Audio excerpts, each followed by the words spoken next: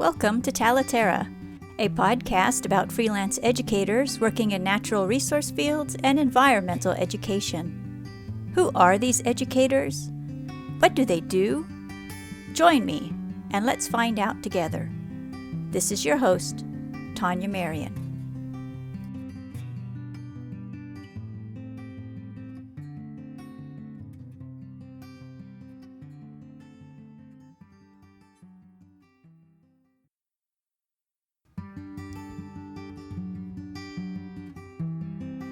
Today my guest is Kathleen Garness, a freelance scientific illustrator and a scientific affiliate at the Field Museum, whose area of focus is plants of the Chicago region. Kathleen has received leadership awards for her work in plant conservation, and her artwork is featured in Losing Paradise, Endangered Plants Here and Around the World, an exhibition by the American Society of Botanical Artists. I interviewed Kathleen many years ago for the educational resource I founded for artists, naturalists, and educators. Back then, she was busy monitoring populations of rare species at 10 sites in the Chicago area. She was also in the early stages of creating a guide to the common plant families of the Chicago region. How are things going for her 7 years later? What else is she working on? Let's find out.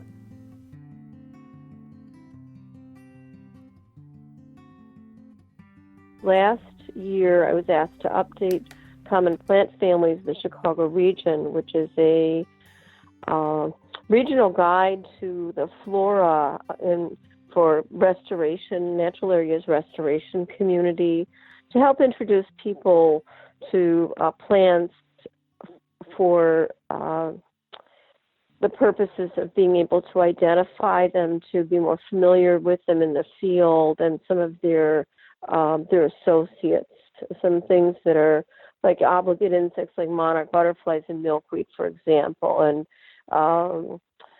sand cress and the Olympia marble butterfly, and plants in the Apiaceae, think the dill family, and swallowtail caterpillars. So it's a really basic introduction to botany for beginners.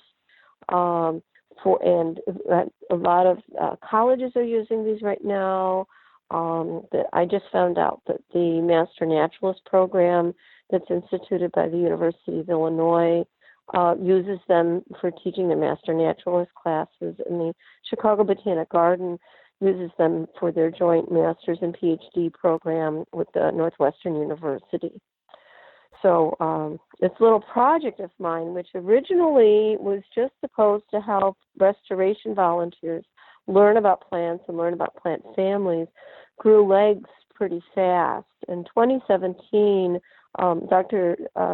Gerald Wilhelm and his collaborator, Laura Anker, published the new Flora of the Chicago region, which is a comprehensive guide to all of the naturalized and native plants in the Chicago region.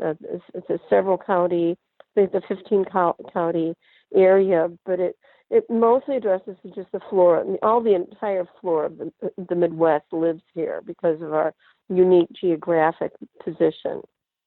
Anyway, Dr. Wilhelm became my collaborator last October when I was told by the Field Museum that I had to update all the taxonomy in the 20 families that we had done to the new flora of the Chicago region or a comparable authority. And so I had to do that, and it wasn't as easy as one would think. It's not just a matter of, okay, we're going to swap this name out for this name. Some families had to be completely reconstructed. We had to rearrange families. We had to put new families in.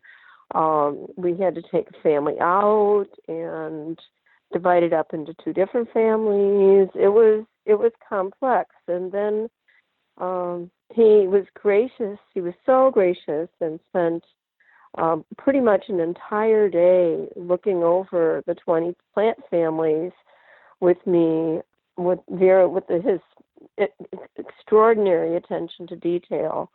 And then I went back and I edited them and And now I'm doing these Dunesland guides as well.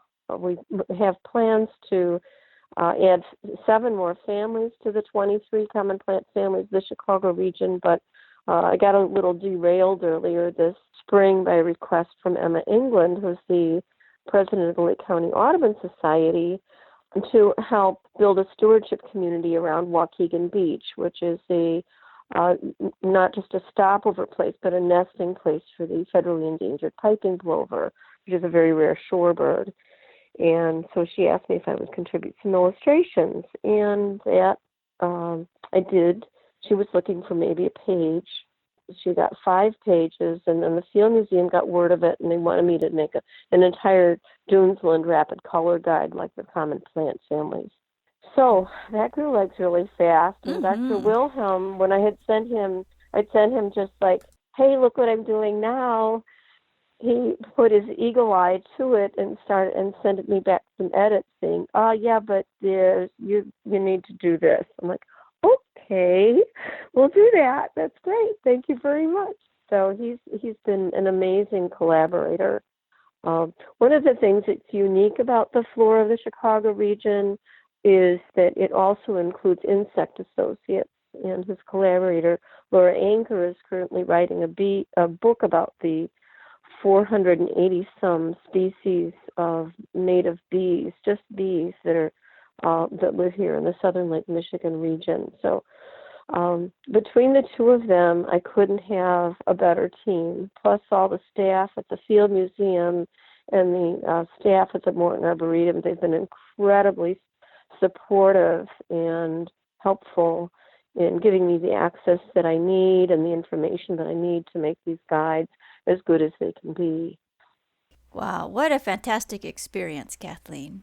Now, you work full-time. I work full-time. And you freelance on these projects on the side, on the weekends, over summers? I do this.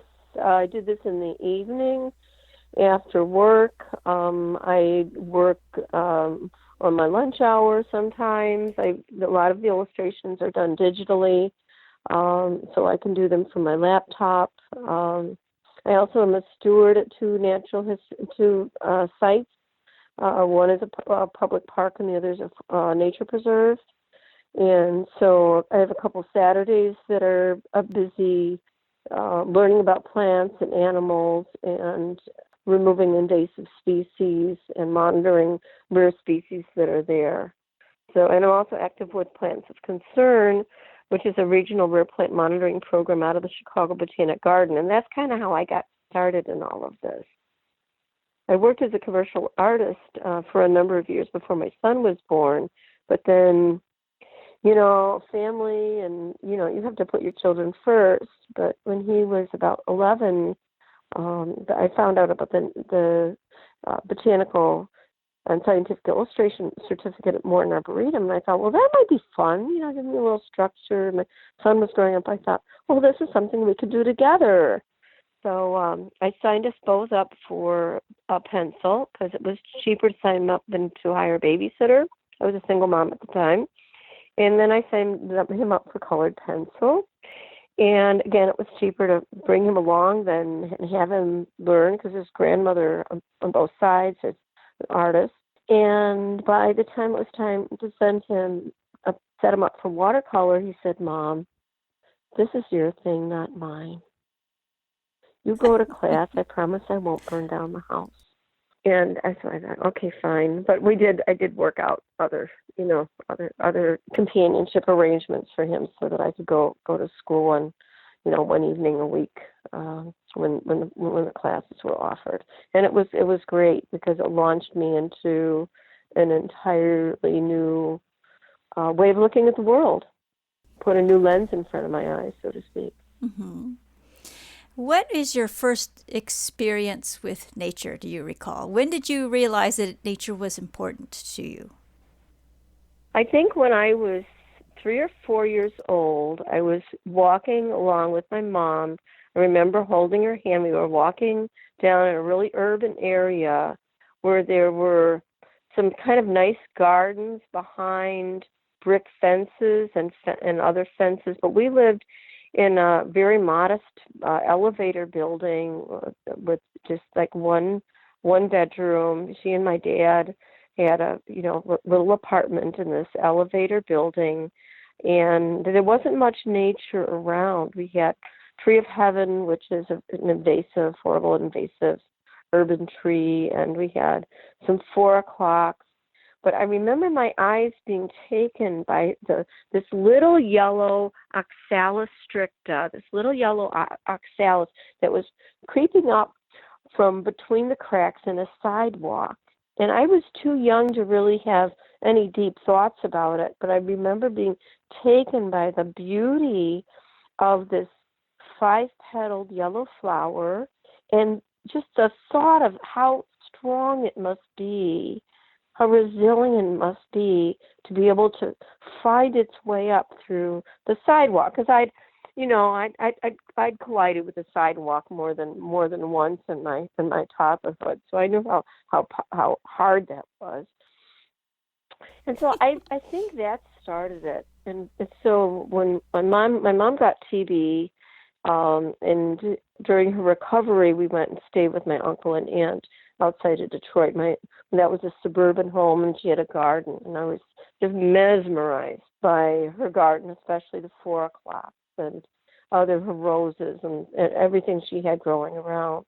Because I was a city girl, it was grass and really nothing much else. But it wasn't until I was an adult that I was able to really explore nature. And then I fell in love with orchids, and then native orchids, and then drawing orchids, and the rest is kind of history.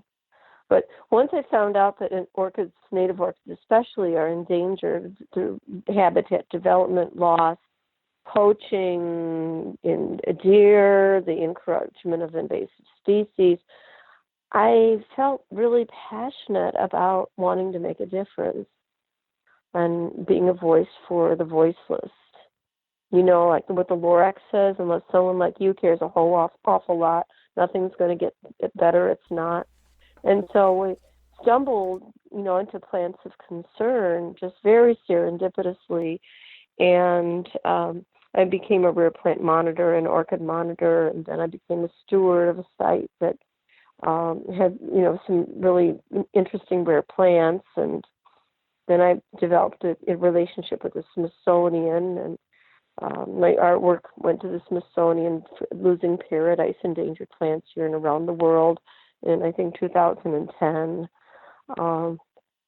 So I just feel like there's some sort of, I think with most artists, there's this little inner thread that you just follow, like into the labyrinth, and that leads you to your destiny. And then you have to find your way back out and bring back what you've learned to the world. Mm-hmm. You have done some of that. As you mentioned earlier, you received a grant from the American Society of Botanical Artists to lead programs. And in the article that you wrote, Take Botanical Art into the Community, that back in 2013, you mentioned one of the unexpected bonuses of your programs was that you developed partnerships with area high schools and college teachers. I was wondering if you have any suggestions on how independent educators could begin to create partnerships with local schools. What advice do you have to individuals who want to start a relationship with schools? Well, I think you need to have, your artwork needs to, and your voice needs to be something that people will notice. Unfortunately, this is a very consumer-driven market, and consumers are very picky.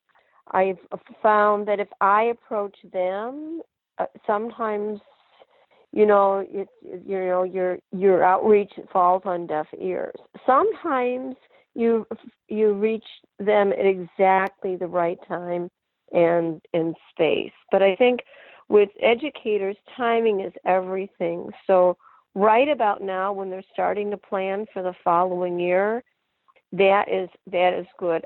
Unfortunately, most educators are teaching to a very tight schedule. This is what I've been given to understand.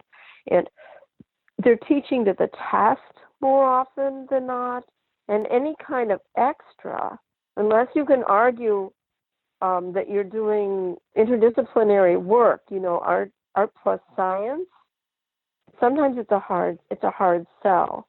So what I've done is I've offered programs, free programs or low-cost programs through a variety of other organizations. Sometimes faith-based organizations are open-minded to this.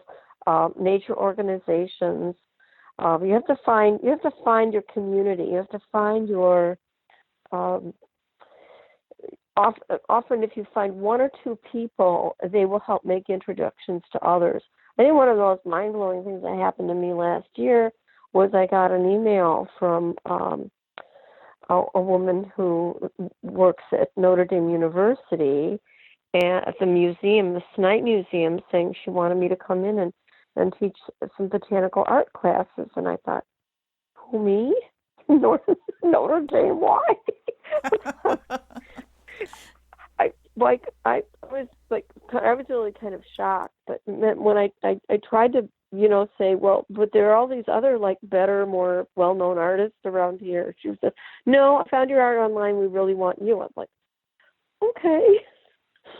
So I offered a class, 2 classes there, and it went wonderfully. The first class was to art teachers. She didn't tell me they were art teachers when she started. She just said they were teachers. Mm-hmm. So it was good that I really overprepared. It was wonderful. It was collegial, and we all had a wonderful time drawing and painting. We did watercolor pencil and botanical watercolor pencil, which they hadn't explored much. And the other class was for students and staff and anybody within the community that wanted to come. And that was regular Prismacolor colored pencil. And we had a wider range of interests and abilities. So that was the foundational class that I had prepared was really very suitable for that. I think you need to look where you are and see what's available, see what sort of collaborations you can come up with in the community, and don't be afraid to cold call or cold email people and say, here, this is something I would like to do. Is this something of interest? Do you think you can find some value in it? If you're free during the week, during the day, often teachers will love you to come into their class and do demonstrations and presentations about what you do. But you need to be kind of vetted through the school district. I mean, there's a whole process that you go through to do that. So you can't just expect that, oh, I've got this great thing to offer and I'm going to go do it. You really need to do your homework and be persistent and believe in yourself. And then explore other opportunities or possibilities as well. In a previous conversation and in your article as well, you mentioned that botany and plant science stopped being taught in your local schools, and that's something that you noticed when you were already at a young age, because you were looking forward to taking botany in high school, but then it was discontinued before you started there. And I was wondering if you've noticed with all your work with the community, if you've noticed a change. Has plant sciences reappeared in the school programs, or are you finding that your outreach programs, like the Plants of Concern and the other activities that you do, if that is supplementing what is no longer in school? Unfortunately, it's gotten worse, not better.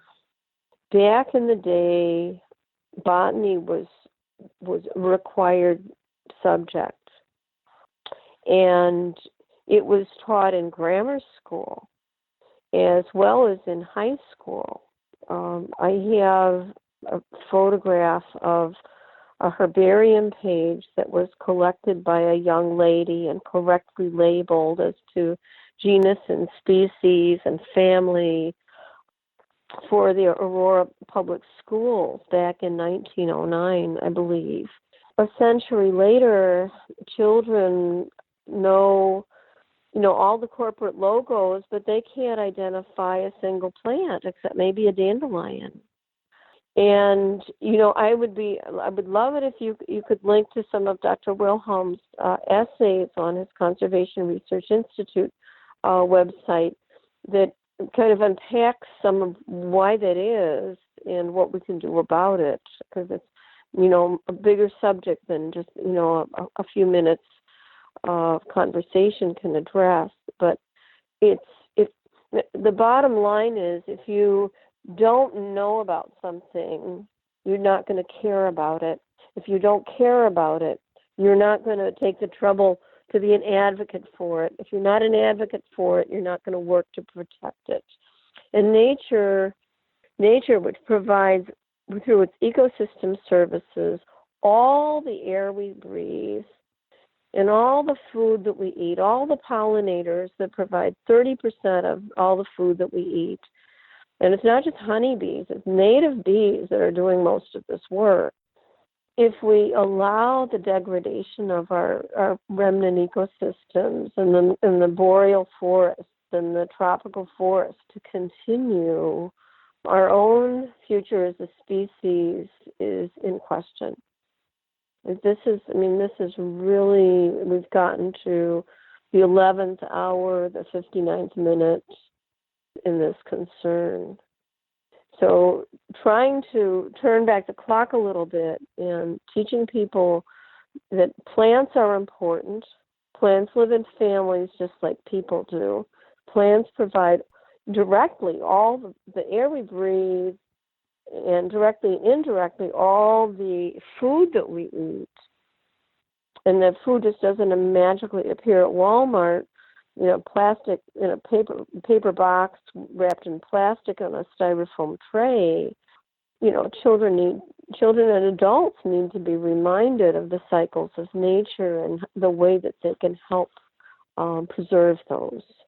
And so my small work in botany to raise a little bit of awareness about this and get people comfortable with being in nature and learn the names of the plants. Is what my goal, my spiritual goal is. My friend Greg Reitsky, when somebody asked him how could he remember all the names, the Latin names, and even common names of all these plants that were out in the areas that he helped steward, he says, well, the plants are my friends. How can I not remember my friends' names? So it's good to have a personal relationship with nature, and we know that nature has a healing influence. You go out and outside, and doctors are now prescribing time in nature as an alternative to psychotropic drugs. We know from Richard Louve's work in his book No Child Left Inside that children that are exposed to nature are healthier, they're happier, they have a lower incidence of adult attention deficit disorder, they can focus better, they have higher levels of endorphins. So we need to make those connections and, create nature philia instead of nature phobia. Mm-hmm. And to that point, I have a conversation with people, an ongoing conversation about people being afraid of nature. In your experiences, what have you found makes them uncomfortable, and what have you found gets them comfortable in nature? Well, I think the thing that makes them uncomfortable, it depends on the individual. Think of a young person who grows up in a house and the parents are like freaked out if a fly gets in, and they go and they attack the fly, or they, do everything they can to eradicate ants. So anything that's like non-human and not a pet is seen as an enemy. And I totally get it. I don't want ants in my house. I don't want flies in my house. I certainly don't want yellow jackets in my house. But there is a place for everything in this world, and having adults who are supportive of nature experiences is the first gateway to developing relationships with with nature for their children. If we can't educate the adults, then we're not going to be able to reach the children. And nature is not just going to a nature museum and seeing these little dioramas or these captive animals. I mean, nature is like going out and taking a walk in a park, a forest reserve. How many communities have naturalized environments that aren't just, as Dr. Wilhelm describes, drug-dependent rugs, poodle shrubs, and lollipop trees? Mm-hmm. You know, but we're moving in a helpful direction because I think people are thinking about pollinators. They're thinking about food now. They're thinking about the monarch butterfly migration and developing pollinator gardens and working within, to fix municipal ordinances that don't allow anything that doesn't conform to that really rigid landscape aesthetic, and I think we just need to get kids outside more. We need to get them off their phones, off their tablets, away from the tablets, away from the computers, out into nature, going paddling, going hiking, going to nature preserves, and understanding that, when you're in nature, there's ways that you take care of yourself being in nature. So, if you're going to go out for a walk in the woods, you're going to wear long trousers and you're going to wear long socks, and you're going to tuck those trousers into your socks. You're going to wear comfortable shoes, clothes that, it's okay if they get a little dirty. But so you take, and you put some, lemon oil, or, whatever, lemon eucalyptus oil to repel any mosquitoes. So you take care of yourself so that you can enjoy your time in nature. But finding a nature guide, somebody who can help you make that connection, teach you the names of the plants and animals, I think is the first step to developing those relationships. It's the relationship that brings with it the love and the connection. One of my friends is a birder, and I said, "Well, how did you become a birder?" He said, "Well, my mom was a birder. My dad was my grandma was my grandpa were birders before that." I mean, so a lot of this knowledge goes down generations. But if it skips a generation, then what happens? We lose that. We lose the wisdom of the ancients. We lose the wisdom of what Dr. Wilhelm calls the grandmother plants and the women's plants, the plants that heal, the plants that feed us, the plants that create habitat for the birds and the animals that we need. The Native Americans, the native peoples on all continents for millennia, for millions of years, lived in harmony with nature. They managed nature. They managed nature and they lived within it, and they appreciated that it provided everything that they need. We've become, just in the last 100 years, completely divorced from that. And with mechanized factory farming taking away even that human connection to nature, it becomes even more alarming, because the people who live on the land have traditionally been the ones who have had those deepest connections with nature, because they're out there all the time. They're outside and they're tending the crops and the animals in the field, and they're aware of the cycles and the seasons, and they don't need to rely on a weather report. They can feel it in their bones. What do you think then? What can nature preserves and other related venues do to make themselves more appealing to families? Well, the nature preserves aren't there for families. Nature preserves are there to protect biodiversity. Although Leopold had a wonderful statement, he says the first principle of intelligent tinkering is to keep all the parts. And nature preserves don't need us, other than they need us to be aware and to appreciate and to be protective. There's a movement that is kind of getting started. My friend Amelia Gexy is involved with a children in nature movement. I can't think of the program right now, but he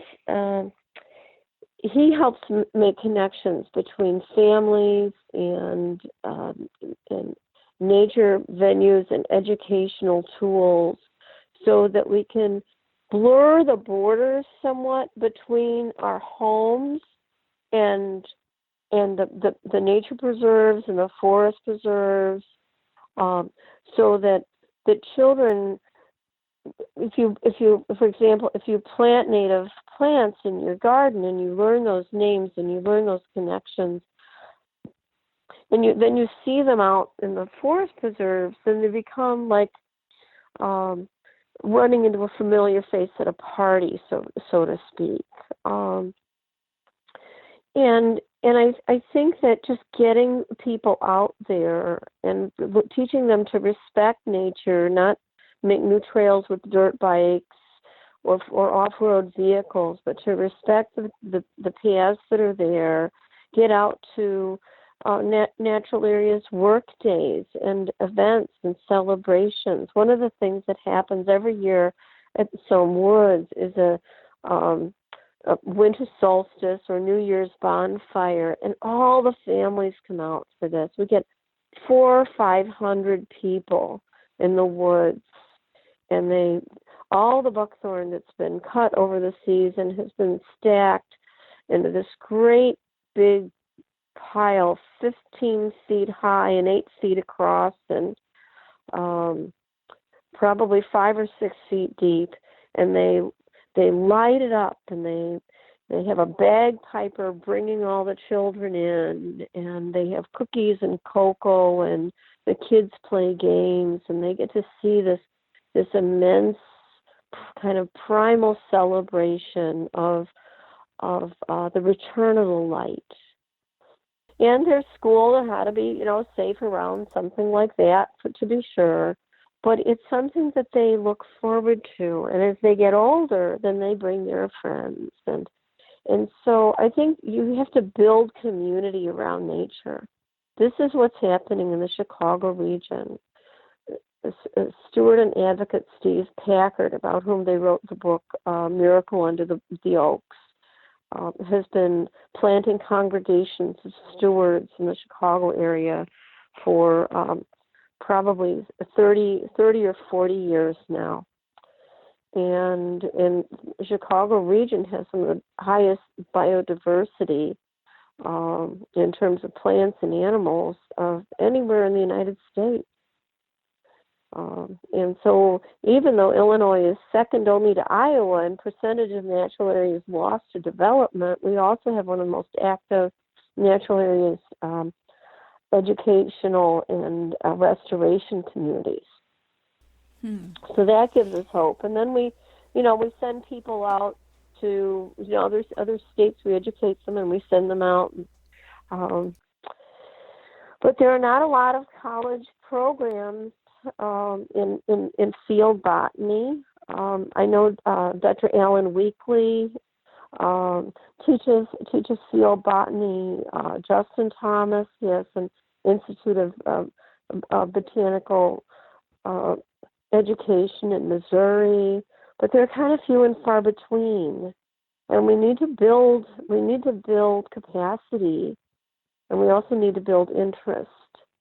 Because the more interest there is, the more these teachers will arise from our midst. I know Chris Bender down in Southern Illinois and Paul Markham with the Illinois Natural History Survey are very active in online communities We have a Facebook group called Illinois Botany, and they'll answer just about any reasonably intelligent question that you have.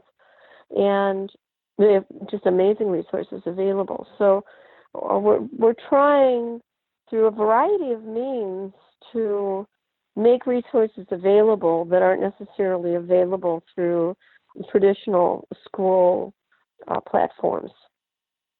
Mm-hmm. But we have to get kids also excited about it. So, and then they'll figure out how to go find that information out there, because, you know, people are wonderful that way. Yes.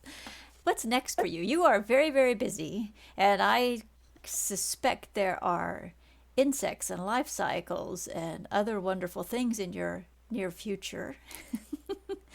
Well, the Dunesland guide grew from just this little thing, you know, that was going to be a couple pages for Emma England, to 5 pages, to a new rapid color guide that's going to be 12 pages. And then after that, right now I'm working on the sedges. And sedges are really complex. There's over almost 700 different species of sedges in the United States.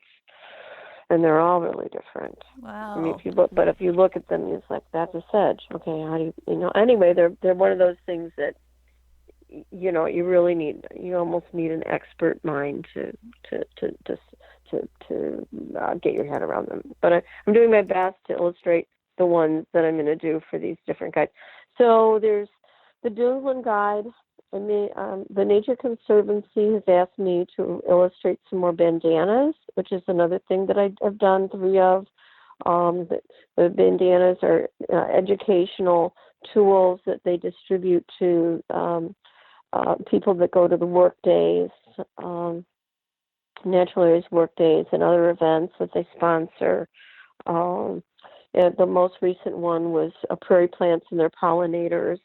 The next one will be Dunesland plants and their associates. Then we're going to do a wetlands one, and woodlands one. And those may turn into some more rapid color guides at some point in the future. I don't know. But as long as I have breath and I have eyes, I want to keep drawing plants and teaching people about the valuable connections between people and nature and plants and in particular. Someday I would like to have some time to get out and just like paint some trees, draw some beautiful, majestic, open-grown oak trees, because that was something I wanted to do when I was 12 that I never got the courage to do, because it was like, oh my God, how do you draw a tree? And make it look the way you want it to look. Stanley Maltzman, by the way, on the cover of one of his books about drawing trees, drew a tree the way I wanted to draw a tree. So maybe it's already done and I don't need to do it. Oh, no, I don't think so. But yeah, I'd love to learn to do field sketching. At some point, I learned when my artist in residence with the Cook County Forest Preserves that painting a landscape was actually harder for me than painting the most complex orchid, because it's almost the reverse of what you're doing. You're trying to take something that is very complex and simplify it. Whereas with a plant, you're taking something very singular and looking at and illustrating all the complexity of it. So they're almost like opposite approaches.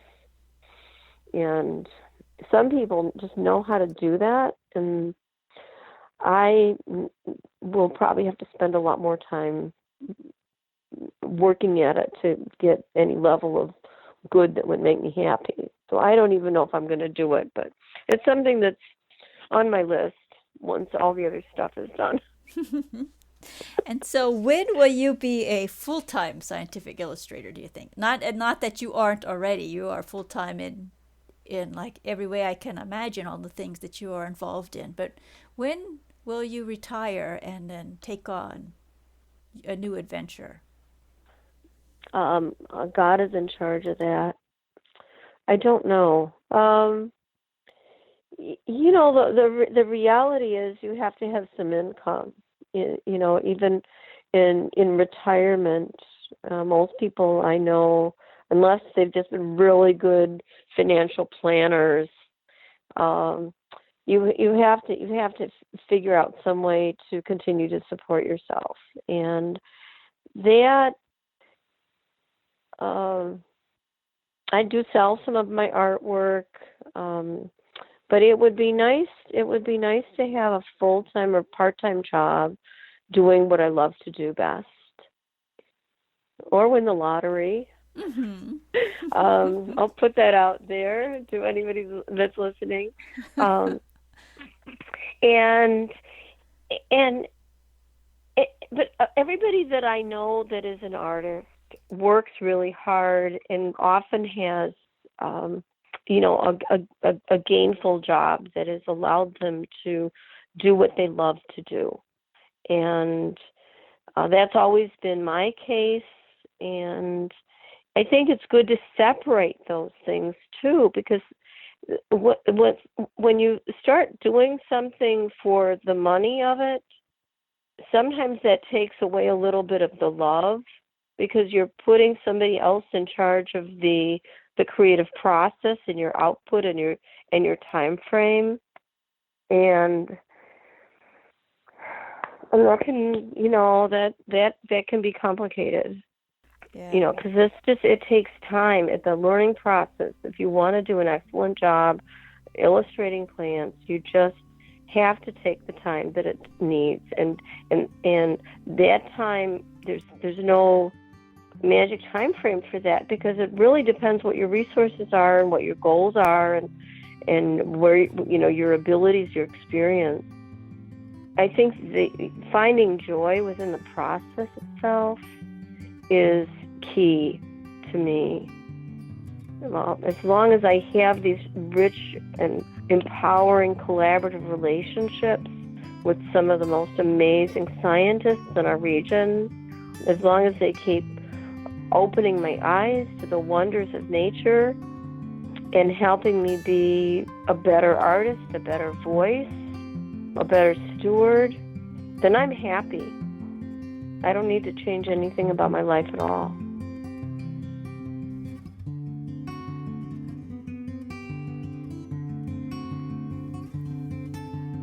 Learn more about Kathleen's work, download her guide to plant families of the Chicago region, and explore other resources by visiting the show notes for this episode at talaterra.com.